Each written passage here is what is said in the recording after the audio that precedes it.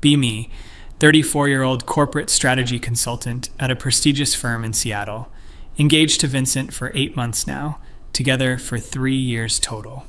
Everything in my life has been carefully constructed through deliberate choices and unwavering principles. Graduated top of my class in economics, built my career through sheer competence in a male-dominated field. Vincent is a software architect, makes good money, respects my career, supports my ambitions. We met at a mutual friend's dinner party where I initially dismissed him as another tech bro. He proved different, though. Actually listened when I talked, read the books I recommended, seemed genuinely committed to growth. The relationship worked because he understood that I wasn't going to compromise my values for anyone. I've always been clear about who I am and what I believe. Recently, I've been doing a lot of reading and thinking about the intersection of intimate relationships and systemic power dynamics. Something has been bothering me for months. This nagging feeling that even in our progressive relationship, there are structures of oppression I've been unconsciously participating in. Vincent and I have a healthy, intimate life, or so I thought. But I started noticing patterns, the way certain expectations existed, the unspoken assumptions about availability and obligation. Even in the most egalitarian relationship, I realized there are frameworks of patriarchal conditioning. Last Tuesday evening, I decided it was time to have a serious conversation about this. We're sitting in our apartment, the one we've been sharing for the past year, with its carefully curated modern furniture and the artwork we picked out together. Vincent is on the couch, reading a technical manual for some new framework his team is implementing. I'm reviewing a presentation for a client meeting, but my mind keeps drifting to the conversation I need to initiate. Vincent, we need to talk about something important, I say, closing my laptop with purpose. He looks up immediately, setting his book aside, giving me his full attention like he always does. Of course, what's on your mind? He asks, and I can see he's genuinely open and ready to listen. This is one of the things I've always appreciated about him, his willingness to engage in difficult conversations. I've been thinking a lot about the structure of our relationship, and specifically about the intimate aspects of it. I begin. I watch his face carefully. He looks curious, but not defensive, just attentive. I've come to realize that even in relationships like ours, where we're both committed to equality, there are still embedded patriarchal expectations around physical intimacy. Vincent nods slowly. Okay, I'm listening. What specifically are you concerned about? The entire framework of expected sexual availability within romantic relationships is rooted in patriarchal ownership concepts, I explain, feeling the clarity of my analysis. Even when both partners want to be equal, there's this underlying assumption that being in a relationship means consenting to an ongoing, intimate arrangement. I see, Vincent says, his expression thoughtful. Are you saying you feel pressured in our relationship? It's not about feeling pressured by you specifically, I clarify. It's about recognizing that the entire structure is problematic. The idea that romantic commitment includes an implicit ongoing consent to physical intimacy is fundamentally a patriarchal construction. Vincent shifts on the couch, his body language still open, but I can see he's processing this carefully. What would a non-patriarchal approach look like to you? He asks. This is why I chose him. He asks questions instead of getting defensive. I think we need to deconstruct the assumption entirely, I say, warming to the topic now. Intimacy should be completely divorced from relationship status. It should be an independent choice every single time without any expectations whatsoever. Isn't that already how consent works, though? Vincent asks. Every time should be a mutual choice. In theory, yes, but in practice there are expectations, I counter.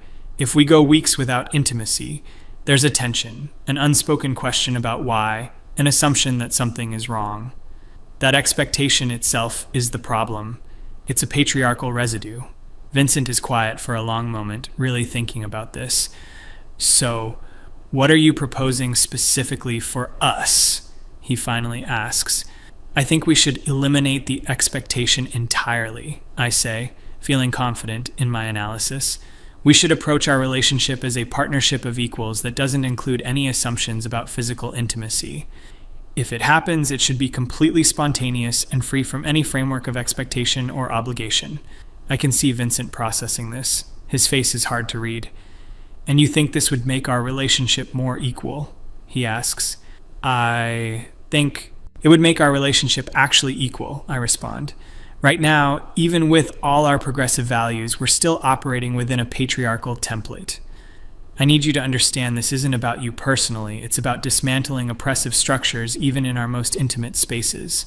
Vincent nods slowly. I appreciate you sharing this with me. This is clearly something you've thought about deeply. Can I have some time to process this? He asks. Of course, I say, feeling good about how the conversation went. I know it's a big shift in thinking. Over the next few days, Vincent is quieter than usual, clearly thinking through what we discussed. I give him space, understanding that unlearning patriarchal conditioning takes time. I'm actually proud of myself for having the courage to address this.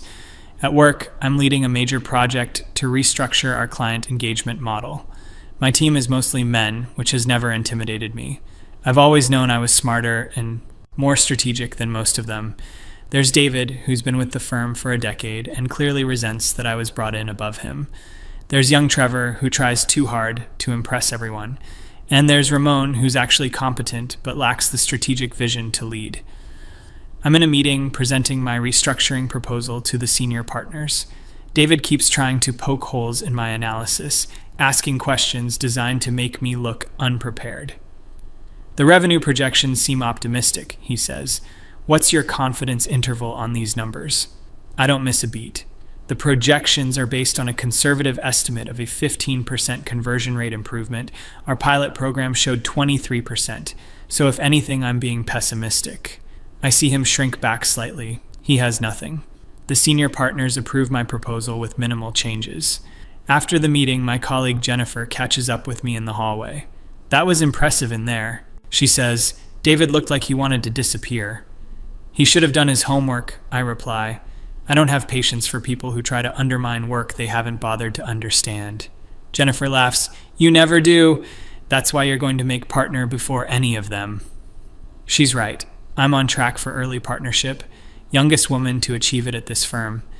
Everything I've built has been through competence and refusing to play by diminished expectations. That evening, Vincent asks if we can talk again. We sit down in the same spots on the couch, like we're recreating the scene from earlier in the week. I've been thinking a lot about what you said, Vincent begins, about patriarchal structures in relationships and the expectations around intimacy. And, I prompt, curious where he's landed on this, I think you're right that expectations can be problematic, he says carefully, and I've been reflecting on my own conditioning and assumptions. I feel a surge of satisfaction he's actually engaged with this seriously. I'm glad you've been really thinking about it, I say. I have been, Vincent continues, and I've realized that you've helped me see something important about how I've been approaching our relationship. I've been operating under a lot of assumptions that I didn't examine. This is exactly what I hoped for, genuine growth and examination. The thing is, Vincent says, and his tone shifts slightly, becomes more measured, I've realized that those assumptions extended beyond just intimacy. I've been assuming a lot of things about what marriage would mean, about partnership, about building a life together. I'm nodding, encouraging him to continue, though something in his tone is making me slightly uneasy. I thought I understood what we were building together, but I'm realizing now that we have fundamentally different views on what a romantic partnership is. Wait, where is this going? What do you mean? I ask. We've always aligned on the big things. I thought so too, Vincent says, but intimacy isn't a small thing to me. It's one of the primary things that distinguishes a romantic partnership from a friendship. That's exactly the patriarchal conditioning I'm talking about, I interject. The idea that romance and physical intimacy are necessarily linked is a constructed association. Maybe it is constructed, Vincent acknowledges, but it's also what I want in a romantic relationship. I've spent the last few days really examining whether that makes me problematic or whether it's just a fundamental compatibility issue. My chest is tightening. This isn't going the direction I expected. You can unlearn these associations, I say, hearing the edge in my voice. That's the whole point of doing this work. I've thought about that, Vincent says quietly, but I've also thought about whether I want to. I respect your framework and your analysis. I really do. But I don't think I can build a marriage on it. The words hit me like cold water. You're saying you won't even try to examine your conditioning? I ask, incredulous. I'm saying I have examined it deeply, and I've realized that what you're calling conditioning is actually a core part of what I need in a romantic relationship. Vincent runs his hand through his hair, a gesture I've seen 1,000 times when he's stressed. I love you, he says, but I don't think I can marry someone who views intimacy as a patriarchal imposition. That's not fair, I say, feeling panic rising. You're reducing my entire argument to a caricature. I'm not trying to, Vincent says. I'm trying to be honest about what I need and what I think we're compatible on. We can work through this, I insist. You just need more time to understand the theory. I don't think time is going to change this, Vincent says, and there's a finality in his voice I've never heard before. Are you seriously suggesting we end our engagement because you won't examine your patriarchal conditioning? I demand. I'm suggesting we end our engagement because we have incompatible views on what a marriage should be, Vincent corrects. He's so calm, so measured, and it's infuriating because he's using all the communication techniques we learned in couples counseling. This is ridiculous, I say, standing up, needing to move. You're throwing away 3 years because of your investment in patriarchal structures. I see it differently, Vincent says, still sitting, still calm. I think you've decided that a fundamental aspect of romantic relationships is oppressive, and I don't share that view. We can't build a marriage on that gap. I'm pacing now, my mind racing through arguments and counter-arguments. So, what? You need a woman who will be available to you on demand? Is that it? I snap. That's not what I said, and you know it, Vincent responds, and now I hear a bit of edge in his voice too. I need a partner who views intimacy as a positive, part of our connection, not as a problematic patriarchal obligation to be deconstructed. Those two things are not mutually exclusive, I argue. Maybe not in theory, Vincent says, but in practice, you've just told me that you want to eliminate any expectation of intimacy from our relationship. That's a deal breaker for me for marriage. I need to be honest about that. The conversation continues in circles for another hour, but his position doesn't change. He's thought this through. He's made up his mind. By the time we both go to bed, separately, in different rooms, nothing is resolved. I lie awake most of the night, my mind churning through everything. How did trying to create a more equal relationship lead to this? The next morning, Vincent is up early, already dressed when I emerge from the bedroom. I'm going to stay at my brother's place for a few days, he says. I think we both need some space. We need to work through this, not run away from it. I counter. I'm not running away, Vincent says. I'm giving us both time to think clearly. He leaves with a small bag, and the apartment feels enormous and empty. I call my best friend Rachel, needing to talk this through with someone. Rachel and I have been friends since college. She's a civil rights attorney, one of the few people I trust completely. He's really ending things over this? Rachel asks after I explain the situation. Apparently, his attachment to patriarchal relationship structures is stronger than his commitment to growth. I say bitterly. There's a pause on the line. Can I ask you something without you getting defensive? Rachel says carefully. Warning bells go off, but I say, sure. What were you hoping would happen when you proposed this change?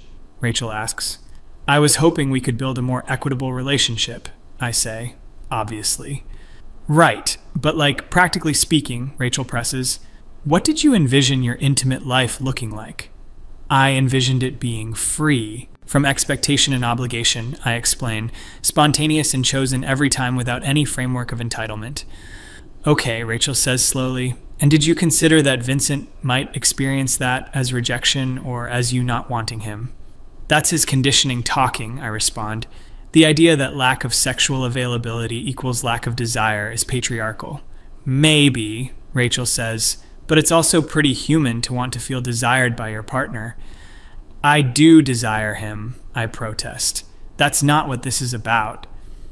But you want to remove all expectations of expressing that desire, Rachel points out.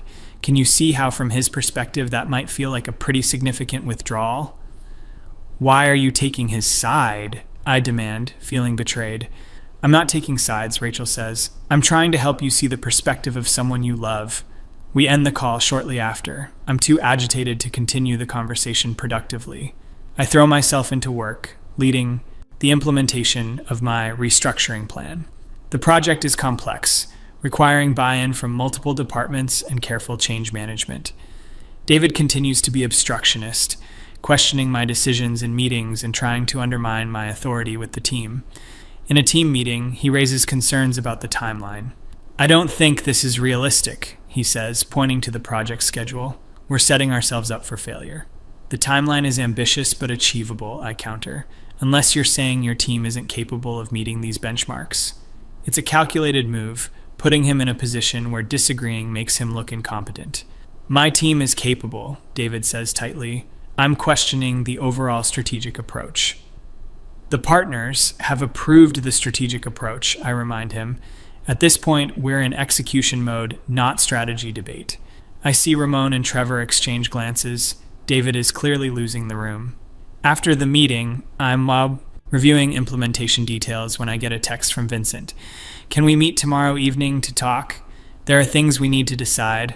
I agree, hope flickering that maybe he's reconsidered. The next evening, Vincent comes back to the apartment. He looks tired, like he hasn't been sleeping well either. We sit down, and I'm ready to find a compromise, to work this out. I've been doing a lot of thinking, Vincent begins, and I've talked to my therapist about this. Of course he's been talking to his therapist, processing everything properly. I care about you deeply, he continues, but I don't think we should get married. Even though I've been bracing for this, hearing him say it definitively makes my stomach drop. I think we want fundamentally different things from a romantic partnership, Vincent says, and I don't think either of us should compromise on something this important. So that's it? I ask. You're just giving up? I'm being honest about our incompatibility. Vincent says, I think that's more respectful than dragging this out. I've already contacted the venue and most of our vendors. We'll lose the deposits, but I'll cover those costs.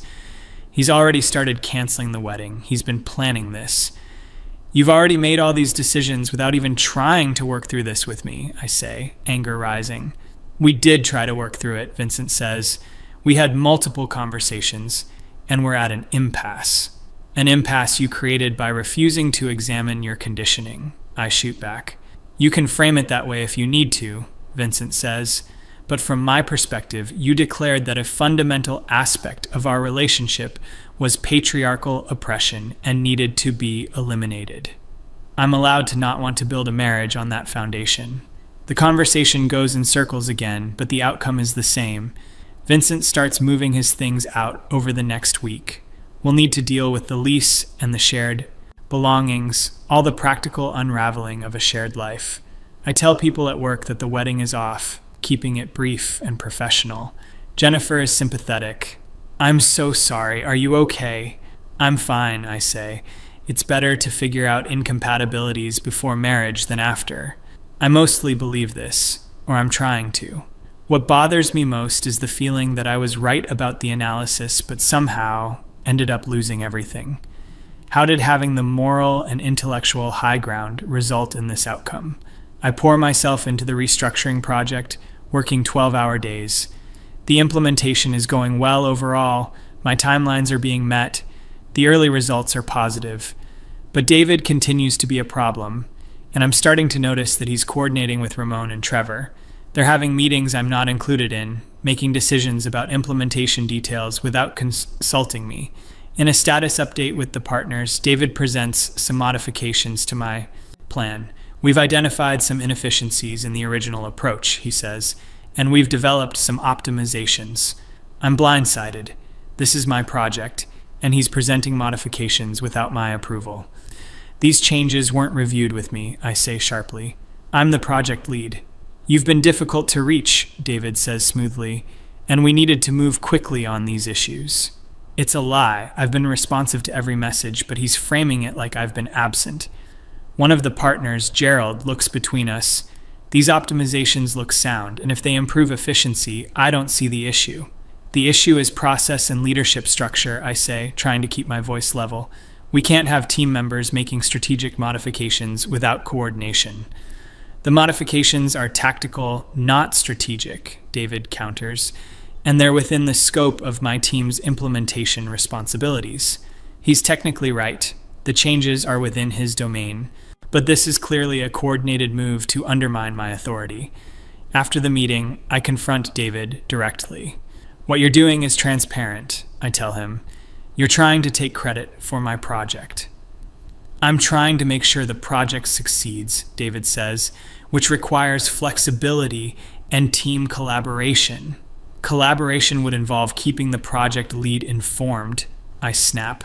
I've kept you informed, David says. You're CC'd on all the relevant emails. He's covering his bases procedurally while still undermining me, and he's good at it. I realized that while I was dealing with my personal life falling apart, David was building a coalition. Ramon and Trevor are now effectively reporting to him on implementation details, coordinating through him instead of me. I try to reassert control, calling a meeting with the three of them to realign on roles and responsibilities. There seems to be some confusion about decision-making authority, I begin. I don't think there's confusion, David says. I think there's been an evolution in how we're collaborating as the project has moved from planning to execution. An evolution that happened without any discussion with the project lead, I counter. We've been having daily stand-ups, Ramon offers. You're welcome to join them. We sent you the calendar invites. I check my calendar. He's right. There are invites, but they're scheduled for 7 a.m. before I typically start my day. It's technically inclusive while being practically exclusive. The issue isn't access to meetings, I say. The issue is strategic modifications being made without appropriate review. I'm happy to review any decisions you think need your input, David says with exaggerated courtesy. Just send me a list of what needs your approval and we'll route everything through you. It's a trap. If I list specific things, I'm micromanaging. If I don't, they'll continue making decisions without me. These men have played this game before. They know exactly what they're doing. I try escalating to Gerald, requesting a meeting to discuss project governance. I'm concerned that the implementation team has started operating independently of the strategic framework, I tell him. David gave me the impression that you've been somewhat disconnected from the day-to-day, Gerald says. That's not accurate, I respond. I've been fully engaged, but there are coordination issues. Look, Gerald says, leaning back in his chair, the project is performing well, the metrics are good, the client is happy. If there are personality conflicts on the team, I need you to manage those. That's part of leadership. He's putting this on me, framing it as a personality issue rather than a structural problem. This isn't about personality, I insist. This is about maintaining strategic coherence. Then maintain it, Gerald says. You're the project lead, but my authority has been eroded, and everyone knows it. David and his coalition have positioned themselves as the executors while framing me as the theorist who's lost touch with practical implementation. In meetings with the client, David increasingly takes the lead on presenting updates. He's smooth and confident, presenting our progress while subtly positioning himself as the driving force. I try to reestablish my presence, but I'm aware of how it looks, like I'm competing for credit rather than leading. The project succeeds, the restructuring is implemented effectively, the client is pleased. But in the post-project review, David gets most of the credit. David really drove the execution phase, Gerald says in the partner meeting, showed great leadership stepping up when needed. I'm acknowledged for the strategic framework, but it's clear that David has won the political battle. He's positioned for advancement while I've been tactically outmaneuvered. I'm sitting in my apartment alone, the apartment that used to be ours, that Vincent has fully moved out of now, trying to understand how everything fell apart simultaneously. My relationship ended because I tried to create a more equitable structure.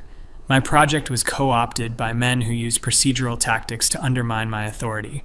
In both cases, I was intellectually and morally right, but I still lost. Rachel comes over with wine, concerned about how I'm doing. I've been better, I admit, which is more vulnerability than I usually show. I'm worried about you, Rachel says. You seem like you're in a dark place. I'm fine, I insist. I'm just processing some professional and personal setbacks. The thing with Vincent really hurt you, Rachel observes. I can see it. He chose patriarchal conditioning over growth, I say. That's his limitation, not mine. Do you really believe that? Rachel asks gently. What else am I supposed to believe? I snap. That I should have just accepted his framework of relationship expectations? I think you could believe that two people can have different needs and neither is wrong, Rachel suggests.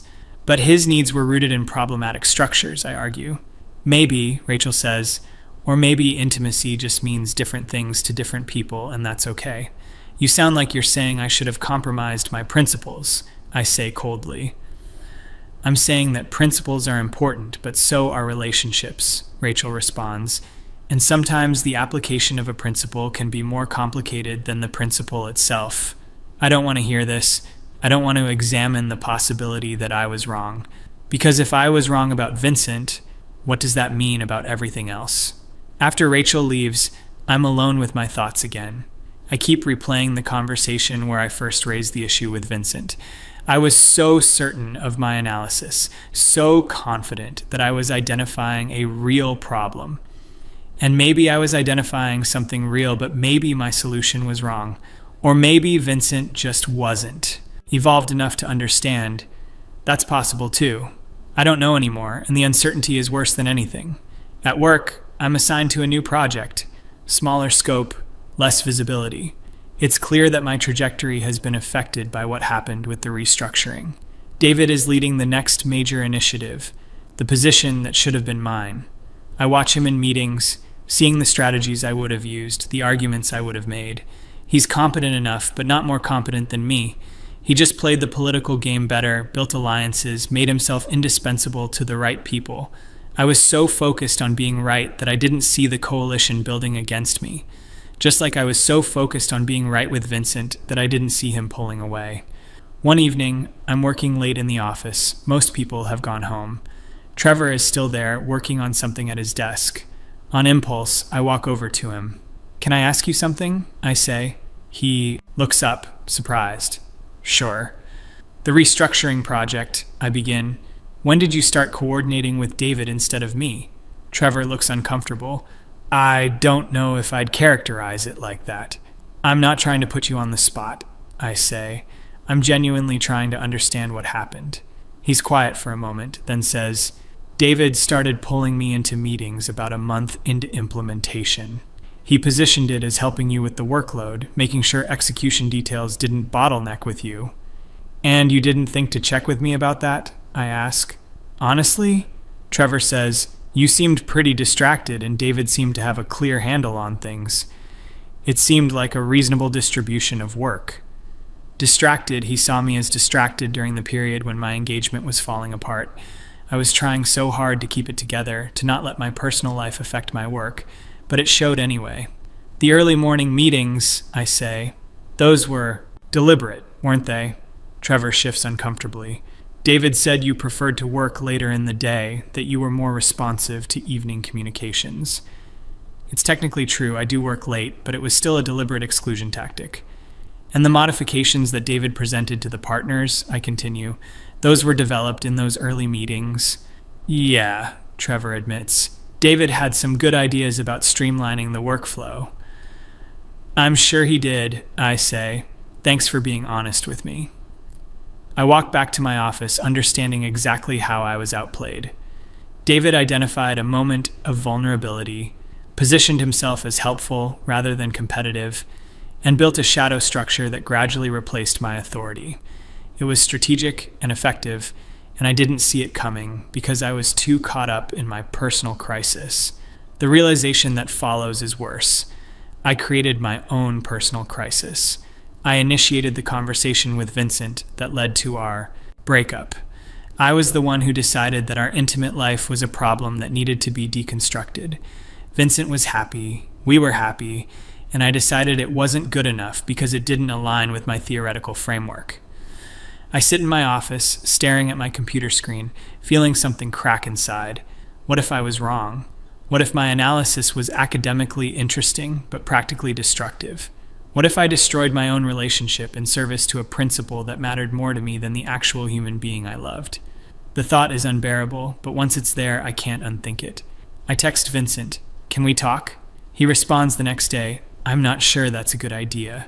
I push, "Please, I need to talk to you." He agrees to meet for coffee, neutral territory. When I see him, he looks good, healthy, like the separation has been good for him. That hurts more than I expected. "Thanks for meeting me," I say as we sit down. "Of course," Vincent says. "How are you?" "Doing." "I've been thinking a lot about our last conversations," I begin, "about what I said about intimacy and expectations." Vincent waits, not offering anything. "I think I might have been wrong," I say, the words feeling like glass in my throat. "About what specifically?" Vincent asks carefully. "About applying a theoretical framework to our relationship without considering what we actually had," I say. "I was so focused on identifying patriarchal structures that I didn't stop to ask if those structures were actually causing problems for us." Vincent is quiet, listening. "We were happy," I continue. "I was happy, and I decided that wasn't enough because it didn't conform to my analysis of how things should be." "I appreciate you saying that," Vincent says finally. "That takes a lot of self-awareness." "Does it change anything?" I ask, hearing the hope in my own voice. Vincent looks at me with something like sadness. "I don't think it does." The hope dies as quickly as it appeared.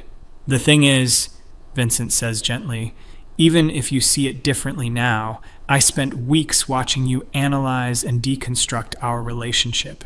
I saw how you looked at our intimacy, like it was a problem to be solved rather than something we shared.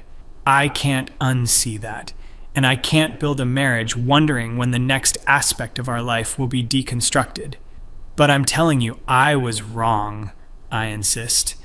"Maybe," Vincent says, "or maybe you'll decide in a few months that you were right the first time and this is just a moment of doubt. I don't have confidence that your framework has changed. I think you've just realized that it had consequences you didn't want." He's right, and I know he's right, but I don't want him to be right. "What if I can change?" I ask. "I think you probably will change," Vincent says. "I think you'll grow and evolve, and I genuinely hope you find what you're looking for. But I don't think we're compatible for marriage. I didn't think so a month ago, and I still don't think so now." We talk for a while longer, but it's really just the denouement of something that's already over. When we part ways, it's with a finality that feels different from before. Before there was anger and accusation, now there's just sad acceptance. I walk back to my car and sit in it for a long time before I can drive. I've lost him, really lost him, not because of patriarchy or oppression, but because of my own choices. At work, I continue on the smaller project, doing good work, but without the visibility and trajectory I had before. David's project is successful. He's building his reputation while mine stagnates. I'm competent enough that I'm not in danger of losing my job, but the partnership track that seemed inevitable now seems unlikely. Months pass. The acute pain of the breakup fades into a dull ache. I date sporadically, but I find myself either over-explaining my principles and watching men's eyes glaze over, or hiding my principles and feeling like I'm being dishonest about who I am. Neither approach leads to anything substantial. Rachel and I have dinner. She's one of the few constants in my life. "I've been thinking about what happened with Vincent," I tell her. "Yeah," she prompts. "I think I confused being right with being wise," I say. "I was right that there are patriarchal structures embedded in relationship expectations. That's analytically true. But I wasn't wise about what to do with that truth. I treated my relationship like a theoretical problem instead of a living thing with a real person I loved." "That's pretty insightful," Rachel says. "What are you going to do with that insight?" "I don't know," I admit. "I can't undo what happened, and I don't even know if I would because I'm still not sure where the line is. Between principles and pragmatism, between refusing to compromise my values and being so rigid that I destroy everything good in my life." Rachel considers this. "Maybe the line is different in different situations.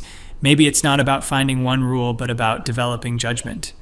"I'm not good at that kind of ambiguity," I say. "I know," Rachel says with affection, "but maybe that's the growth opportunity."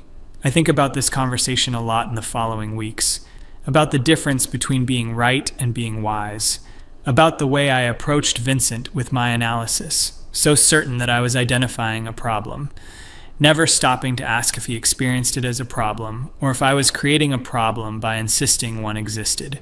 At work, I noticed similar patterns in how I approach strategy. I'm good at identifying inefficiencies and structural issues, but I'm less good at building coalitions and bringing people along. I see problems and I want to fix them immediately, forcefully, without much patience for resistance. David succeeds not because he's smarter, but because he's better at making people feel included in solutions. He builds buy-in where I build resentment, even when my solutions are objectively better. It's a bitter pill to swallow, understanding that being right isn't enough, that in both love and work, how you navigate being right matters as much as being right. I'm sitting alone in my apartment on what would have been my wedding day. I didn't think I would remember the date, but of course I do. Thinking about the wedding that didn't happen, the marriage that won't be, the life with Vincent that I systematically dismantled in service to a principle. Was the principle worth it? I still don't know. I still believe that examining power structures in relationships is important. I still believe that expectations around intimacy can be problematic. But I also know that I lost something real and valuable, something I haven't been able to replace. Maybe some other woman will love Vincent and give him the kind of relationship he wants. The thought makes me feel hollow. Maybe she'll be less educated, less analytical, more willing to exist within traditional structures. Or maybe she'll just be wiser than me, able to hold principles without wielding them like weapons. I don't cry. I'm not much of a crier, but I feel the weight of all of it. The relationship I ended, the career trajectory I lost, the certainty I used to have about everything. I used to know exactly who I was and what I stood for. Now I'm less certain about everything except that certainty itself might have been the problem. My phone buzzes. It's a message from work. David's project has been selected for a major industry award. The firm is putting together a celebration. Everyone is invited. I'll go because not going would be noticed, would be seen as bitter. I'll congratulate David because that's what professionals do. And I'll watch him succeed where I should have succeeded, understanding exactly how and why it happened.